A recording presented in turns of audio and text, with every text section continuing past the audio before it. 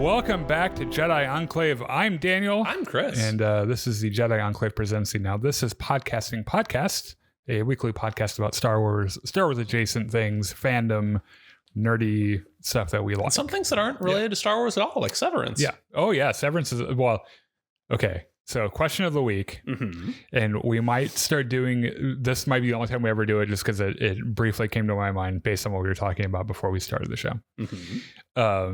We're going to do a quick 1 minute current events question, and you're going to answer the question that I'm posing to you.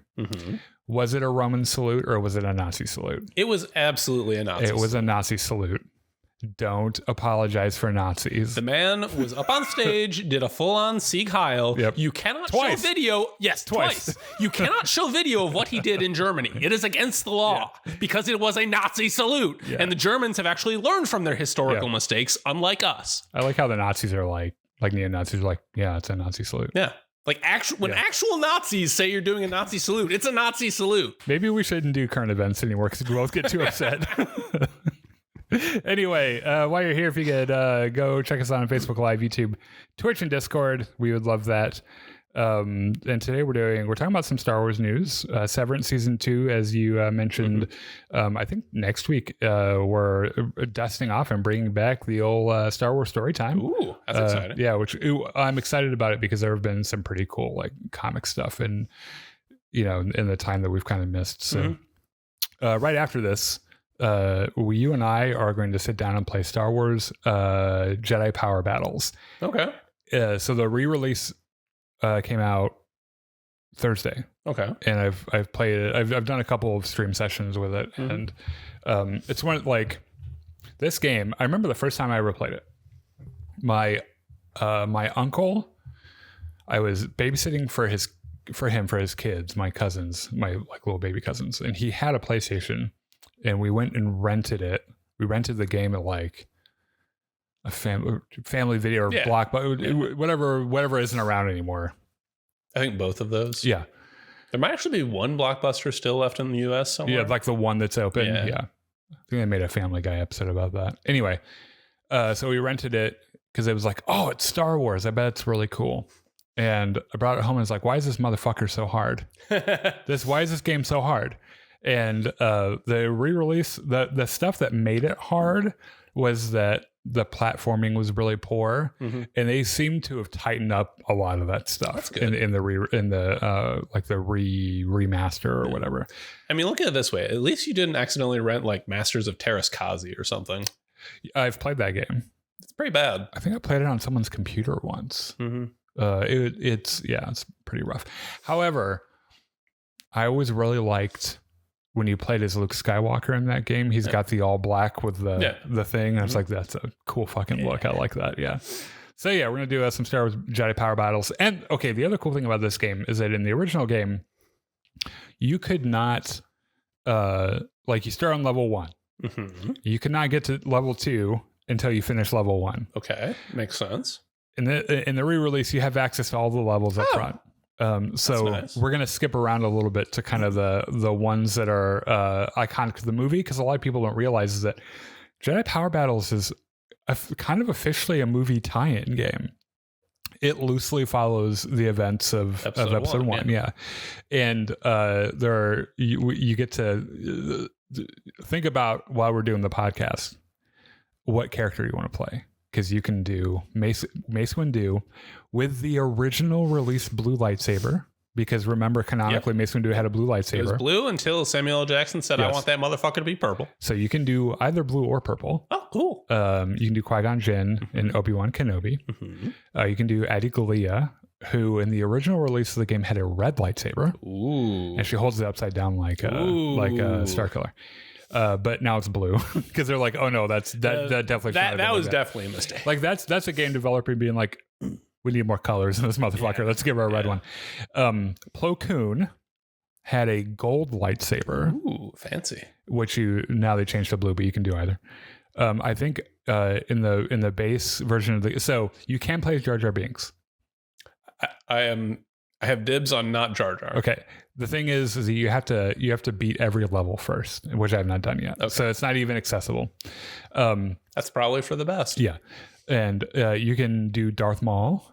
Okay. I think there are a couple, like you can do like Padme. Sort of like bending the limits of canon here. A little but bit. We'll go with it. Yeah, but since we're just fucking around with it, you might as well. Yeah. So yeah, that'll be right after this, probably at 7. I'll try to, we kind of started a little late today, but I'm going to try to compress things. I'm doing a very bad job because I've already started talking about things too much. Let's get on to Star Wars news. You want to do Daisy Ridley?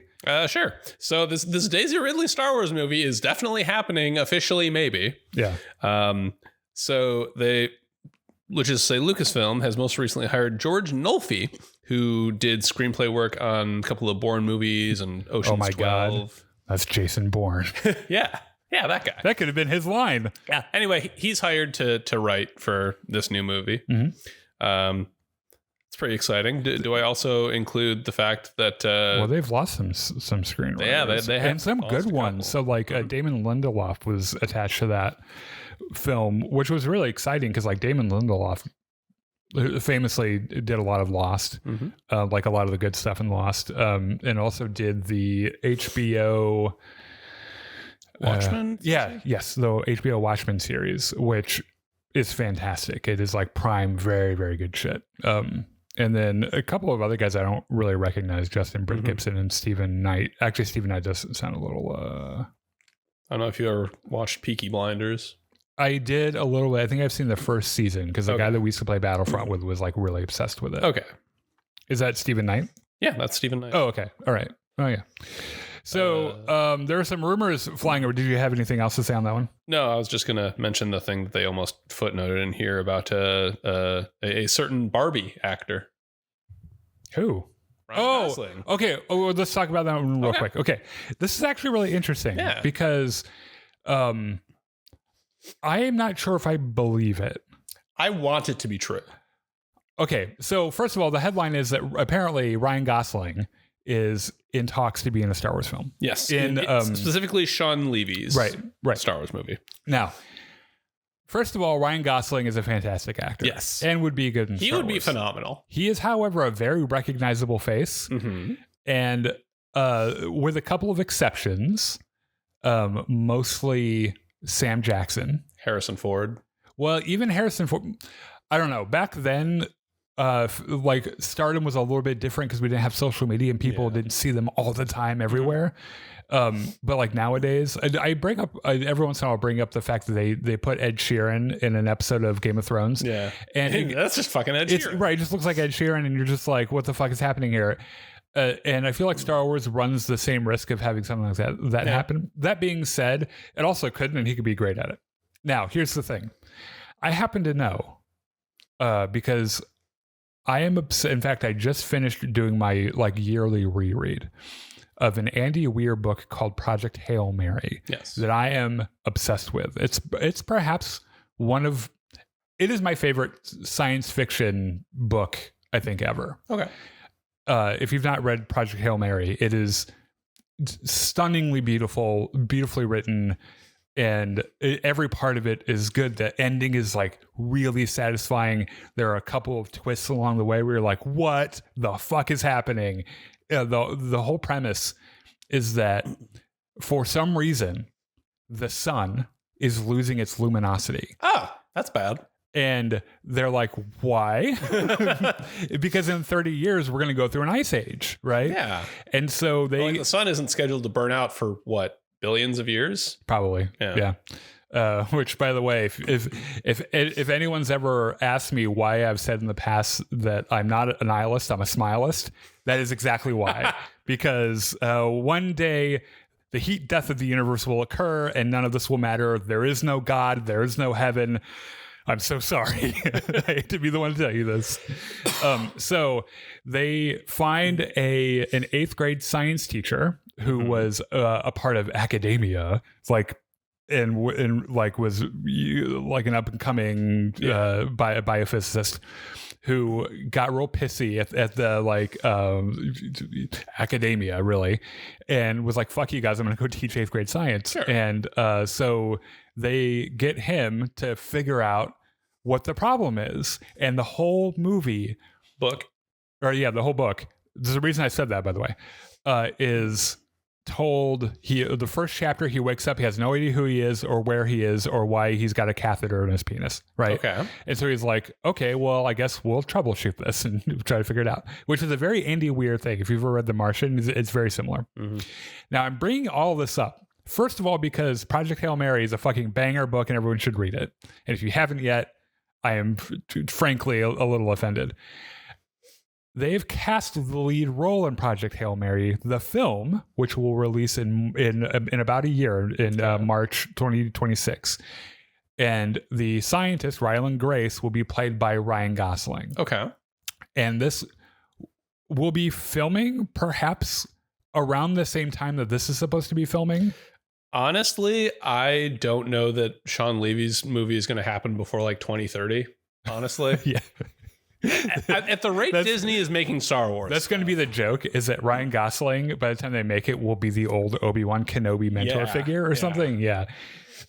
So that is possible, where it could entirely be like they're not making it for another 5 years, in which case this conflict really doesn't mean anything. Yeah. And really, perhaps subconsciously, I just wanted to find a way to bring up Project Hail Mary and talk to everyone about it, because I really love that. But if it's supposed to be, if pre-production is supposed to be happening soon on it, and if they're going to be shooting in any time in the next like 6 months or so, it's going to conflict with that movie. So there is a Star Wars example that sort of works against your concern, which is Pedro Pascal doing, I believe it was season 2 of Mando, and then also The Last of Us at basically the same time. Well, consider also that Pedro Pascal, his physical requirement for Mandalorian season 2 was not very high. Most of his work was in a recording booth and holding a pillow, like as a baby. And, fair enough. Yeah. So, when is The Last of Us season 2 coming out, by the way? That's a good question. Because now that you've mentioned that, I would very much like to see that. Yellow Jackets season 3. Is it 3? I guess it would. Yeah. And I saw the new trailer for this the other day, and it's like, this looks insane. This looks a little crazy. So Invincible season 3? Yes, which we'll be talking about. 6th. Yeah. I don't know if we'll be talking much about Yellow Jackets when it comes out, because this is something that. Yeah. Where do you even put it? It's weird. Yeah. So there were rumors a couple of weeks ago that Natalie Portman was set to reprise her role in Ahsoka season 2, reprise her role as Padme Amidala in season 2. You might remember that I think when we talked about this, both of us were like, okay. Yeah. Another crazy thing, apparently, they shot scenes with her for Obi-Wan Kenobi. Okay. That was never used. Yeah. Which I'm not sure why they would do that. Because I get the Anakin thing, and Hayden Christensen being the specter of Obi-Wan's guilt and everything. Yeah. I'm not exactly sure where Padme would fit into this, because I don't see Obi-Wan going to bed at night being like, oh, I caused Padme to die.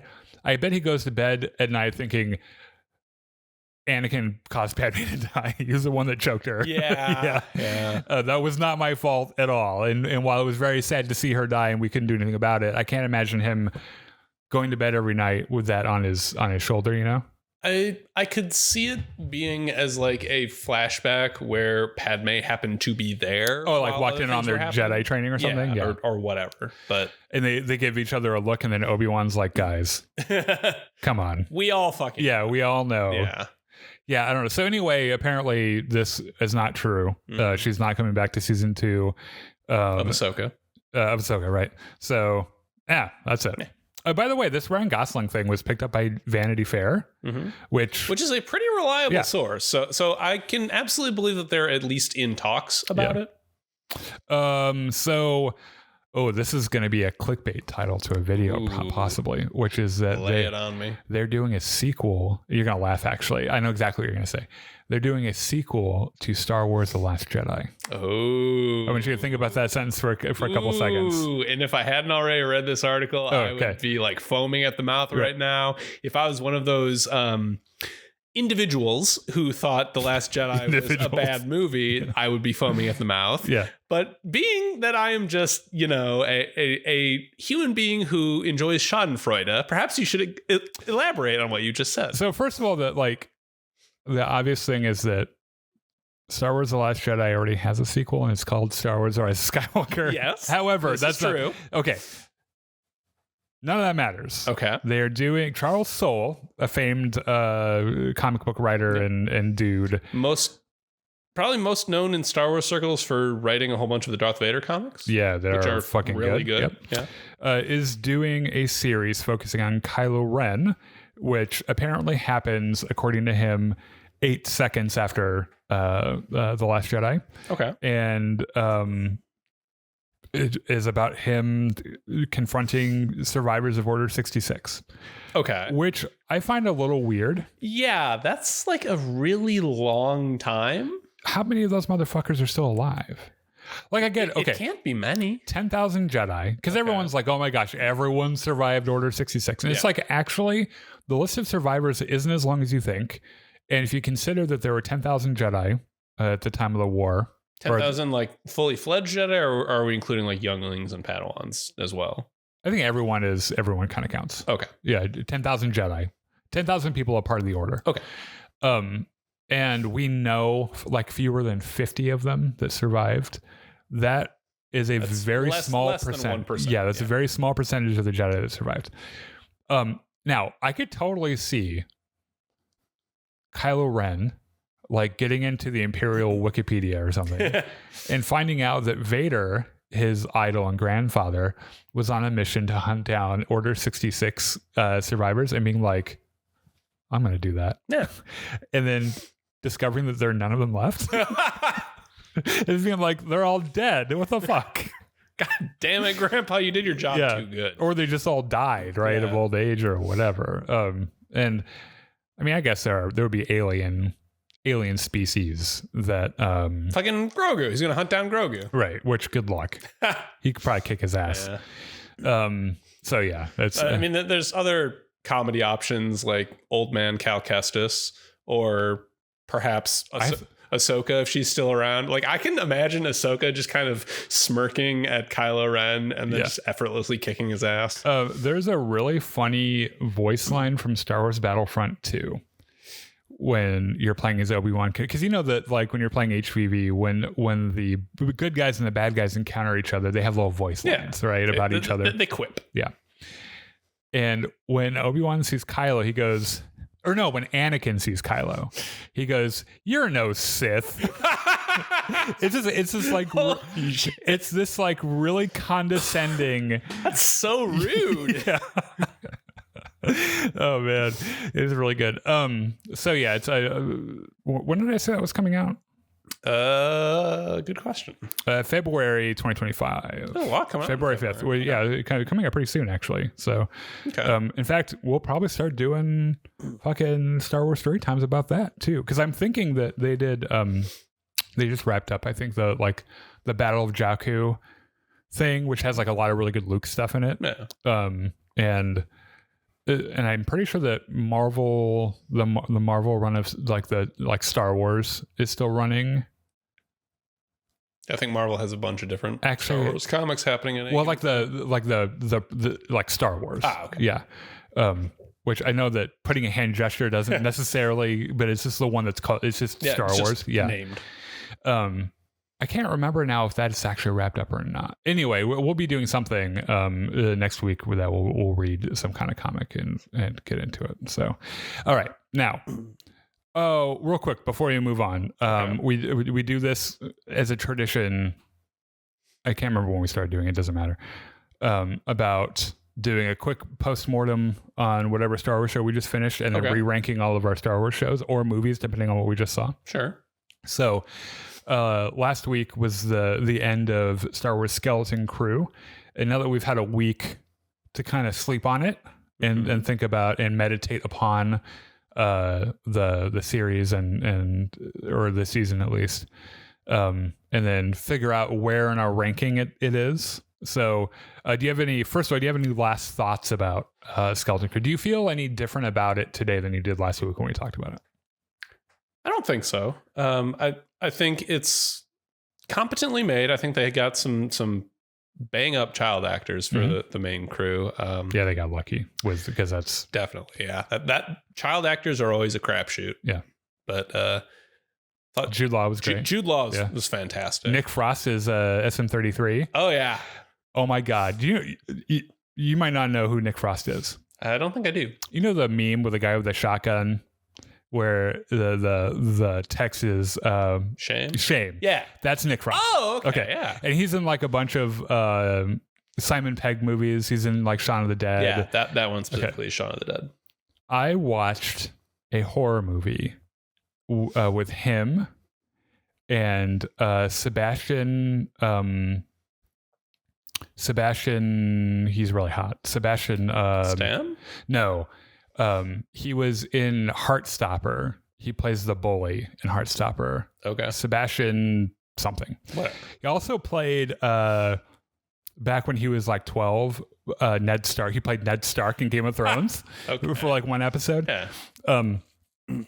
And a bunch of other actors. And it's this horror movie with this ridiculous twist. And maybe we'll talk about it when we're doing Jedi Power Battles, because we got to this twist in this movie and I was like, what is happening? Like, part of me was like really surprised. And then part of me was like, I didn't see it coming. Yeah. And I was just like, what is happening right now? We'll talk about it. Ask me about it when we do Jedi Power Battles. Anyway, Nick Frost is in that and he's fucking hilarious. He is so funny. Yeah. And then I kind of forgot that he was the guy that played SM33. Yeah. Also, Stephen Fry was the droid overseer guy. Oh, the supervisor. Oh, yeah. Which Stephen Fry's amazing. Yeah. So they managed to pay off Chekhov's turbo laser. They did. I didn't think they were going to do it. And you know what? I ran my fucking mouth about that and I shouldn't have. Mm-hmm. It's like the people like halfway through Acolyte was like, oh, they give us a fucking Wookiee Jedi and then let's see him fight. And it's like, they did. Okay. Actually. All you had to do was shut your mouth for one more episode and you would have gotten it. That's still, I think, my least favorite episode, because I think perhaps the point of that entire episode was to set up that turbo laser and the rest of it was just for nothing. But the rest of them I liked a whole bunch. So I still like, I don't think any part of it really sticks out to me as like, oh, this is a poor effort on Lucasfilm's part. I liked the conception and the execution, particularly where the acting was. I think the weakest for me was probably the music. Okay. Which, that being said, there were still musical moments where I was like, that sounds really cool. But there's a lot of it where I was like, oh, this sounds kind of boring. Also, the aesthetic of AT-ATN being just Star Wars suburbia. Yeah. Like, they nailed that. Yeah. It's also kind of scary. Yeah. Like, suburban environments are hellish and scary, and I hate them. They're awful. Yeah. So, for re-ranking, I think Mando Season 2 is still going to be first. Mm-hmm. And this came up the other day. I can't remember. Maybe it was with my partner. But, like, the obvious answer to Mando Season 2 is, oh, Luke Skywalker is at the end. And, okay, fair. However, that season was already cooking by the time it got there. Pretty good. Yeah. Because there was, like, the Ahsoka thing and, like, a bunch of shit happening there. And then I think directly after that, if not, like, right there with it, is, like, Andor Season 1. Mm-hmm. And then I think I would put Mandalorian Season 1. And then Skeleton Crew. And then Acolyte. Okay. And then Obi-Wan Kenobi. Acolyte over Ahsoka? Oh, shit, I forgot about Ahsoka. No, Ahsoka would be higher. Ahsoka would be before Skeleton Crew. Okay.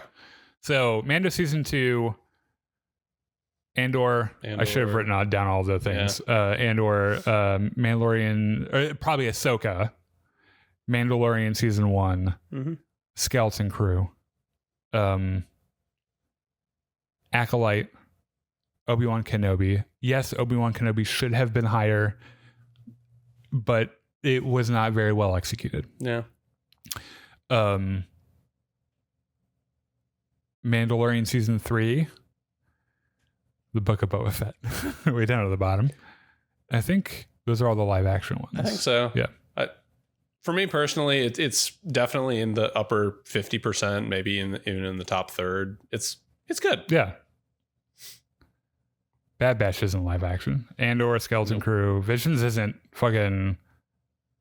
Oh, by the way, the Mandalorian Grogu movie, Tamar Morrison said that he hasn't gotten a call about it and does not plan to be in it. Okay. Which means that this idea about the Mandalorian and Grogu connecting everything together, like all the live action things post Return of the Jedi, is probably not actually real. That's probably not what they're doing, which kind of sucks. Hopefully they at least pay off the Thrawn thing. Unless that's getting dealt with in Ahsoka season 2. Yeah, which sucks because like Thrawn is the big bad in a Star Wars movie would be really cool. Yeah, I don't know. All right, cool. We're moving on from Star Wars for a little bit. Okay. For the last probably 20 minutes or so, we're going to talk about a show that you would not have seen if I hadn't peeled your eyes open and tied you to my couch and made you watch it. That is an exact description of how it happened. Which is called Severance, and it's on Apple TV, whatever Apple's fucking streaming services. Now, give me, based on your understanding, give me a quick elevator pitch of season 1 of Severance. So there's this weird tech company that can put a chip in your brain that will split your personalities so that there's one personality that is you while you're at work, and then one personality that's you when you're not at work. Yeah. I was about to say, you don't sound so good, Chris. That's because I'm sick. Yeah. It's funny because I made you come here anyway. Yeah. And it's essentially the show is about what happens when these two personalities cross over and run into each other. And or also the weird workplace abuse that happens to the versions of, so there are two the innie and the outie. Yeah, there's the innie and the outie, and the innie while at work, the only thing they know is work. And when they go home, they just stop. Yep. Their consciousness stops until the next day. They clock out at 5, and then the next time they're aware of anything is 9 a.m. the next day. Right. Which I was making a joke earlier about how suburbia is kind of like a hellscape. That is actual hell. That is, in fact, I think the first episode of the first season is called Good News About Hell, because that is exactly what it is. And it culminates into this stunning revelation at the end of the season. Spoilers for Severance season 1. That the main character, who is brilliantly played by Adam Scott. First of all, the cast for this show in general is amazing. Adam Scott plays Mark S. They all have first name, last initial while they're at work, whose wife died, and as a way to make sure that there's a part of himself that was never in pain, that's why he got severed. Patricia Arquette plays kind of a supervisor. This is Cobell. This is Cobell or Mrs. Selvig, depending on where she is. And John Turturro plays Irving. Who is for the nerdy boys out there, you would remember him as he was in the Batman. He was in the Batman, played Falcone. Yes, yeah. Granddaddy Falcone. Christopher Walken's in this show. Yeah, he was also in the last episode too. Yeah. And I was like, what the fuck? So anyway, big stunning revelation at the end, which is that this, throughout the season, this rebellion is fomenting in this 4-person squad. That what is their job? We have no idea. We don't know. Like, you just mouse over these characters in his grid and put them into a box and it does something. You scroll until you get to one that's scary. That's canonically what it's something that makes them feel scared, and then they throw it into a box. So much about this company makes no sense at all. Yeah, there's a room with goats. What are the goats for, Chris? I don't know. We still don't fucking know what the goats are for. It's like this entire company is this weird mystical cult. Yeah, I saw a really funny theory. They all worship the founder, Kier, as this godlike figure, and all the descendants as well, the CDS. I saw a really funny theory about how all the goats, that's the board. Oh, which I was like, yeah, could be. Okay, yeah, sure. So as they go along. They meet a new coworker, Helly R, who immediately day one is like, fuck this, I want to go home, I quit. And her Audi doesn't allow it, and she's forced to work there despite attempting to take her own life and all this other stuff. And I think things start to fall apart for them, and they start to realize that things down there aren't probably the way they should be. And they discover a thing called the overtime contingency, which allows people at the company to wake up the Audi or the innie in the Audi's world, right? And so they devise a plan. They enact the overtime contingency, and Mark, as played by Adam Scott, Helly R, played by I can't remember, and Irving, played by John Turturro, all wake up in their Audi's environment as the innie with the mission of, let's find out as much as we can, find a person that we think we can trust and tell them what's happening to us down here, because they're being very terribly mistreated.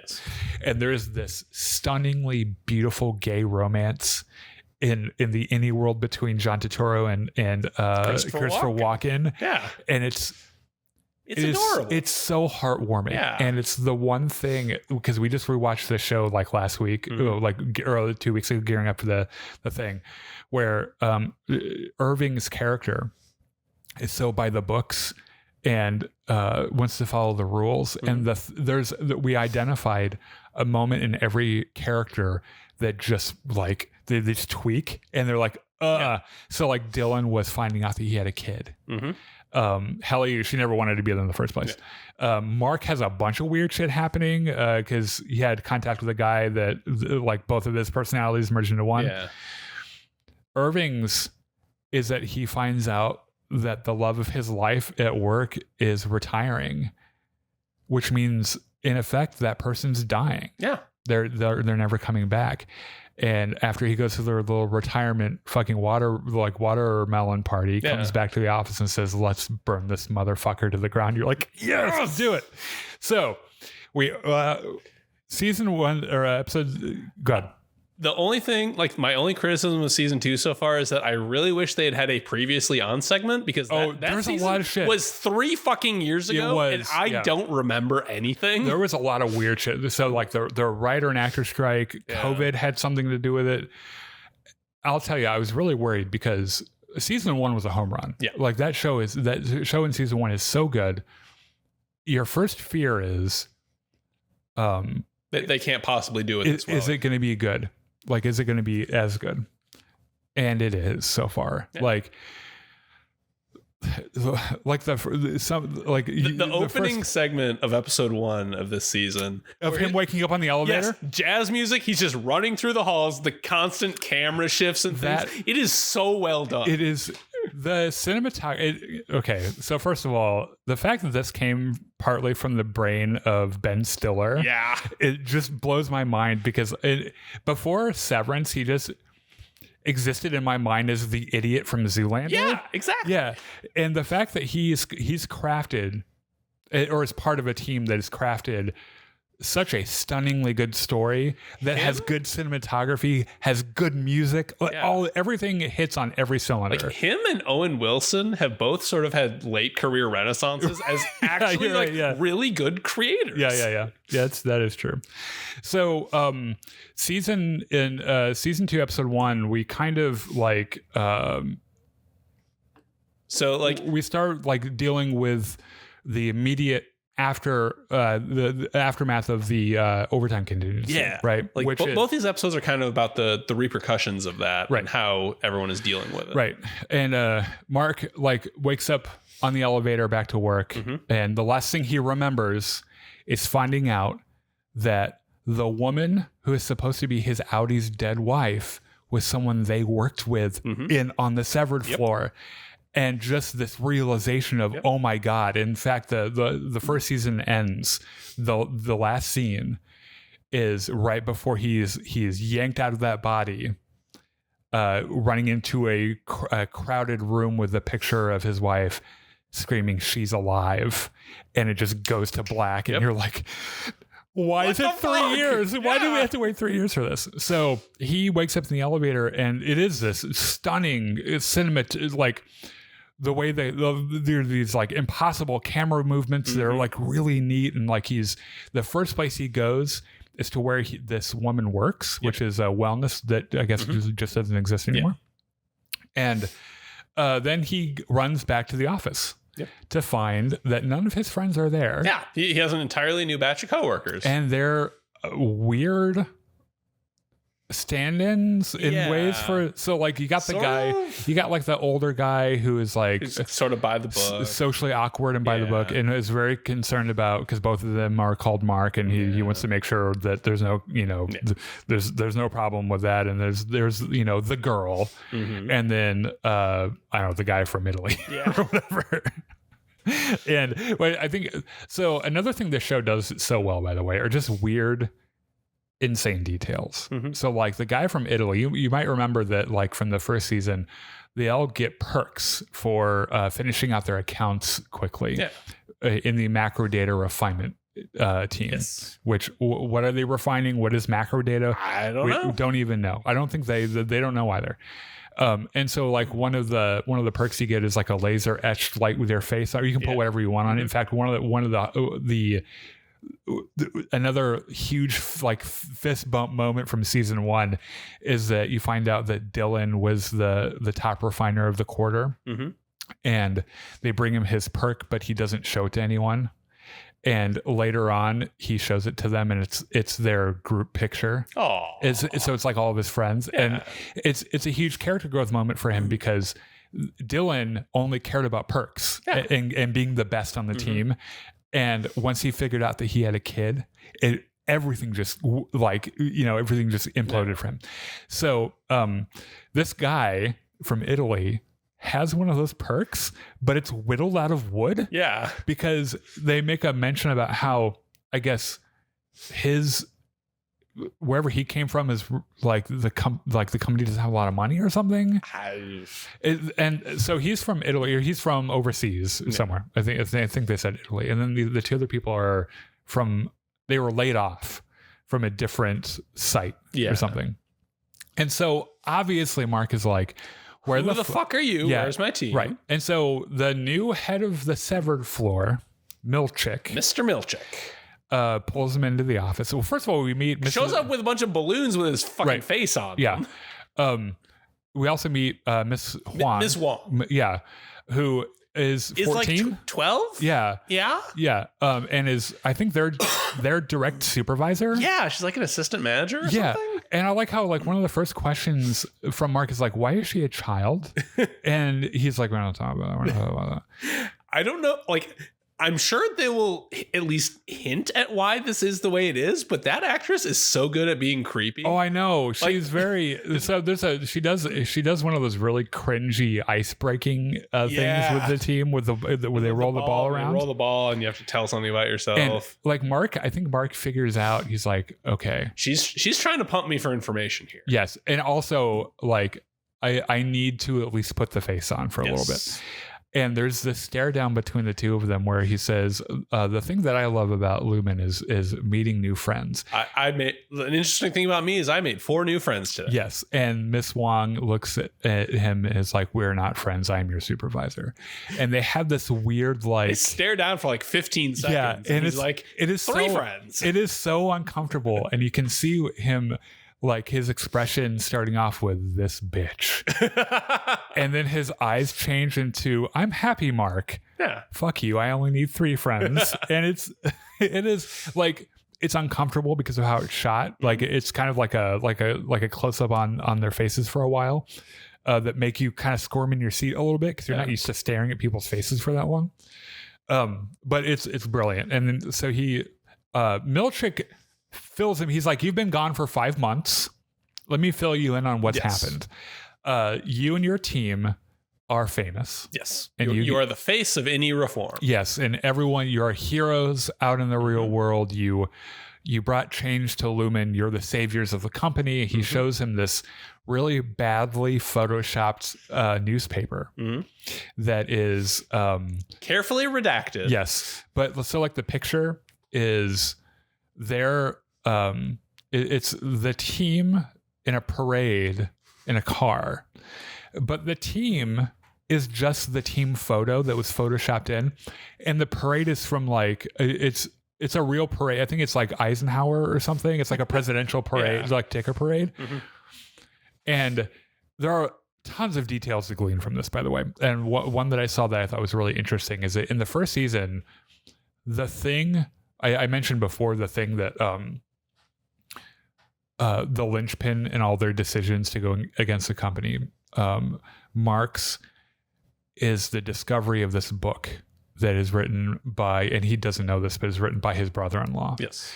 Who is this weird, zany, self-help weird guy, and nothing in the book makes sense really when you think about it. It's just the weirdest shit in the world. But I mean, nothing at Lumen makes sense either, so he's in good company. Yeah, but he's like one of those, he would get along with Catherine Dunlar, right? Like our friend Catherine, like it's that kind of guy, right? So he like there's a bit in the newspaper where he gives a quote or something, and then they're like, author blah blah blah, author of whatever that book is, and also this, like, the 7 virtues, how I came to Kier, hoping, I think, that Mark would read that and be like, oh my gosh, he converted to Kier. I did not see any of that at all, but I'm not at all surprised that you paused on that frame so that you could obsessively read every word that was on that newspaper. It's really weird shit that's in there. Yeah. So anyway, Mark pretty much is like, fuck you, I want my friends back. Yeah. And has decided he's just going to do some mischief, right? And he does something to the break room that we don't see. The kitchen, not the break, the kitchenette. Or wherever that is. I don't think he did, actually. I think that was just a distract? That was just a distraction. I thought so that he could get away. Well, no, because so what he did is, well, no, because no, it's not true, because after they come back, like Dylan or someone opens the kitchenette, it's like, what the fuck, right? Okay, man. Like, it doesn't happen at the end, or am I hallucinating? I don't think that happens. Well, we'll answer that later. Yeah. So he ends up he breaks into Milchick's office. He frames the other Mark with this note about how he hates everything and wants to quit. By the way, Mark knows the second he walks into the room that he's caught. Yes. But I love his what? He does his best to what? That's crazy. What are you talking about? Who would write that? And it's like Milchick is just like, we all know it was you. I'm going to kill this motherfucker. Oh my God, let me kill him. He called me milkshake. Yeah. What the hell? Right. And so Mark is like, you didn't see what I did in the bathroom? And Milchick's like, what the fuck did you do in the bathroom? He runs over to look at it, and Mark just fucking takes off. He takes off, makes a plea to the board. He's like, I want my friends back. My favorite part of all this, he runs right past Miss Wong. She's like, you're not supposed to go in there. Yeah. She's also playing like computer games and shit. Well, I think that's work, but like at one point she reaches into her desk drawer, pulls up a little, which is still, so it's still cute. Yeah, it's one of those 1970s. You press the buttons and get the ring on the guy. Yep. It is so bizarre. Everything about this company is so bizarre. But he ends up getting his way, and his friends come back. Yes, and as they come off the elevator, they're experiencing the first time since the overtime contingency. They have this touching reunion. Yeah. And then Helly is the last one to come through. And you might remember in season 1, they had a romantic embrace and everything. Something feels a little off about Helly. in the first season, and I think that it's Helena. I don't think it's actually Helly.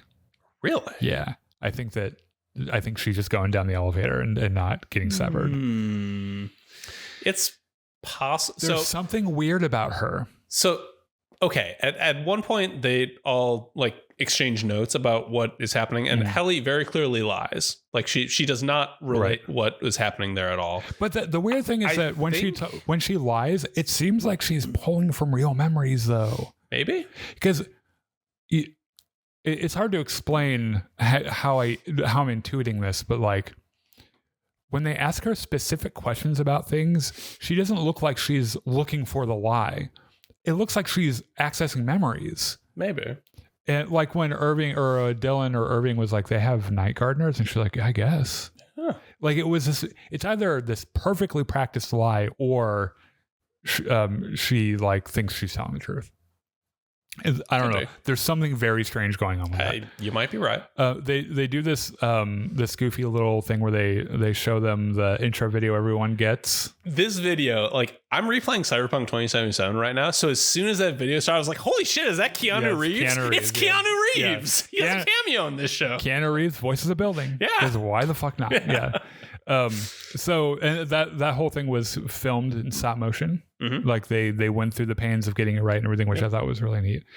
And the episode ends with them deciding there's this strange loving moment between Irving and Dylan, where because Irving, because they're bros, they have the biggest bromance in the show, and Irving just minutes ago found out that the love of his life on the outside is with someone else. Yep. And so he doesn't want to be the version of him that knows that pain. Yeah. And so he just wants to leave. And Dylan is like, you can't fucking leave because I like you. And like, we're bros. Yeah. We work together well and convinces him to stay pretty much. Yep. And then while this is happening, there's a conversation between Mark and Helly, where the other weird thing about this is that while she lies about what happens to her, because we know in the first season, we found out that she's like a part of the family. Yeah. She's the Lumen, the daughter of the CEO. Yeah. And she gives a speech in front of everyone saying how terrible everything is. Mm-hmm. While she lies about that, she still says this thing about how we don't owe our Audis anything. Yeah. Like we are not the same people. Yeah. And she has this defiant, like, let's fuck it all up thing still. So I'm not really sure. But they decide that they're going to go back to work, but they are going to solve the mystery of the Audi Mark's wife. Yeah. What happened to Miss Casey. Yeah, Miss Casey, right. So in episode 2, we get around the same timeline, but from the Audi's perspective, which I think is another brilliant turn of storytelling. One of the biggest things I like about this is that Milchick was just straight up lying about it being 5 months later. Right. It was like it's the next weekend. Day, it's the weekend. Basically. Right. Yeah. So first of all, I love Mark's sister, and I love how she can tell that Mark is having trouble with the story because she was like, and he was here and was holding a picture of your wife screaming she's alive. And he's like, well, because the baby was missing and that's what I meant. Yeah. And she's like, okay. I don't know about that. And I love her open defiance to Milchick when he shows up. And where like he has to come in and she looks at him like, what the fuck is happening? So we should back up a step here. Okay. So Helly Helena, whatever the fuck you call her. Helena. Yeah. So she's having to. I guess Helen is like a city in Montana. Sure, we'll go with that. Yeah. So she's kind of having Isn't to that deal. The capital of Montana, Helena? Don't. No, it's Billings, Montana. Anyway, so Helena is having to deal with the fallout of all this and her dad being pissed off at her for doing all this. And no, it's the capital of Montana. Oh, okay. You know how I know that? How? Yellowstone. Huh. That makes sense. Yeah, it's stupid. Anyway. So like she ends up telling Milchick, okay, look, you got to go fucking find all these people, figure out what they said and who they said it to. And Milchick's like, should I fire him? And she says, be guided by Kier. Yeah, which is a weird way to answer that question. Yes, like it suggests that it's not just the severed people who are drinking the Kool-Aid here. Oh, I think it's everyone. Like it is an actual cult. She's got a guy with her. Yep. So first of all, Helena, whatever. Helena Bonham Carter goes to the bathroom after this little speech, and her father comes in, which happens in the first season before she goes to give her speech. Mm-hmm. And all of a sudden says some real mean shit to her. Yeah. And then there's just this guy hanging out now, like this big fucking guy. And he just kind of hangs out with her. Yeah. And this performance by the old guy that's her father really weirded me out, because when he spoke to her before her speech, he said these really nice things to her, and about like when Helly made her attempt to go to the Backstreet Boys reunion tour. Yeah. Was like, I cried in my bed, and you're the feature of blah blah blah, and you'll be at my right hand, and blah blah blah. Yeah. And then after this, what is it that he says to her? It's something he calls her a name, right? It's this really old timey language insult. Yeah, and it's just really bizarre. It's really weird. Yeah, it doesn't say. It says she's castigated by her father. Yeah, so. She pulls in Drummond is the guy. The name of the guy is just like hanging out with her. Yeah. So she pulls in Miss Selvig or whatever the fuck her name is. Well, on the outside she's Miss Cobell. Yes, Cobell. No. No, on the outside she's Selvig. Right. On the inside she's Cobell. Yeah, maybe. So anyway, she pulls her in. Says, what was the nickname they made up for her in this episode? Cobellvig? That might have been it. Yeah. Yeah. Anyway, so she pulls her in and says, "Yeah, you've been doing so well. We want to, promote you to this new department." She said, "You should fucking apologize to me." And Helena's like, "You're so right.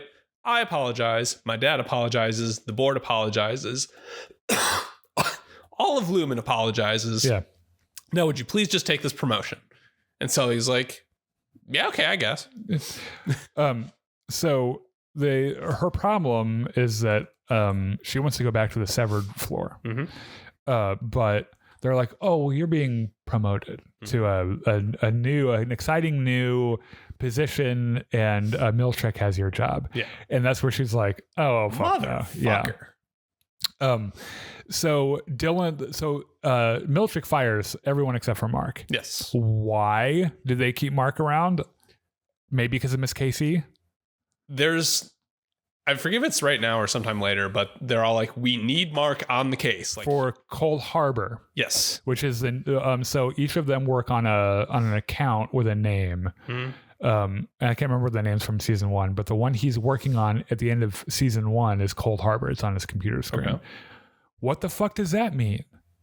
And couldn't tell you. Okay, so they just call it Cold Harbor. Why is it so important that he finishes it? I don't know. Like, it's some lost shit. Yeah. So like weird lost shit is happening. Mm-hmm. So he fires. Interesting detail, by the way. Irving lies about losing time. Mm-hmm. Right. I was like, "I've just been here watching the Barber of Seville on TV all night." Yeah.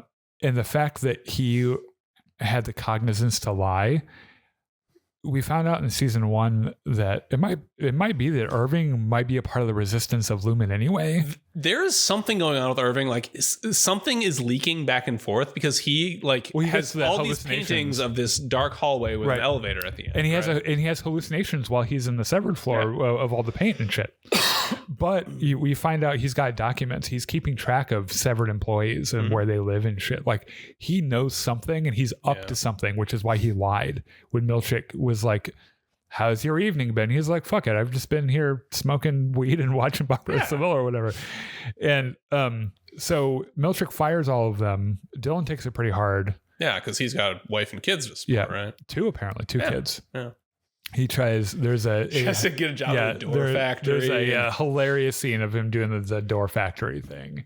That was hilarious. I like that he makes the joke about door prizes, and the guy immediately just turned off. Yep, that was, and it's funny because I thought that joke was going to play well with him, but it just it was not the right thing to say. And then he doesn't get hired because he was severed. Right. Yeah. Which I think his chances were pretty thin after that door prize joke. This is very tangential, but what year is this show set in? It is supposed to be a little ambiguous because like they have technology like smartphones. Yes. But if you look at all the cars in this cars show, are pretty they're old. straight out of the like early 80s. Yes. It is technically in the 2020s. We know this because in season 1, there's a shot of Mark's driver's license that has the his expiration date is like 2025 or 6 or something. The weird thing is that the state abbreviation for where this is happening doesn't exist. That's fun. The state abbreviation, it's a Kier, comma PE. Odd. Yeah. Okay. Very, very weird. Yeah. So basically, they like Milchick ends up having to go back and rehire everyone. So my favorite is that he shows up to Mark's door with this fruit basket and says, "Hey, can I encourage you to come back to work? We'll pay you 20% more. We'll do this and that for you, and I hope you're feeling better about your dead wife and all that. Sorry about it." Yeah. Interesting detail. We find out that he identified her body, and so there was apparently a body of Miss Casey somewhere. Yeah. So there are theories about, is she a clone or something, or I don't know. Also, the most infuriating scene of this episode was Mark and his sister in the diner. Yeah.